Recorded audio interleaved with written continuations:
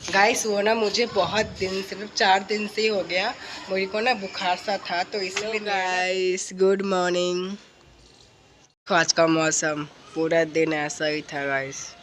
आज का मौसम को मेरी बहन को भी पढ़ने का सोचा, पढ़ती तो है नहीं, बस लिखती जा रही, तब से लिखी जा रही है। गाइस वो ना मुझे बहुत दिन सिर्फ 4 दिन से ही हो गया, मुझे को ना बुखार सा था, तो इसलिए मेरा ना वीडियो नहीं बन पा रहा था, तो अब से वीडियो हो जाएगा, तो सॉरी गाइस। और भी चटनी था ही, तो मेरा ना बहुत दिनों से मतलब बुखार पता नहीं क्या हो गया, पूरा उस दिन सुबह अजीब सा होने लगा, पूरा शरीर गरम गरम सा हो गया, तो इसीलिए वीडियो नहीं बन पा रहा था गाइस। तो अभी वीडियो आने लगेगा, अभी थोड़ा ठीक लग रहा है, अभी ठीक ठीक लग रहा है, अभी का मौसम ऐसा होने लगा।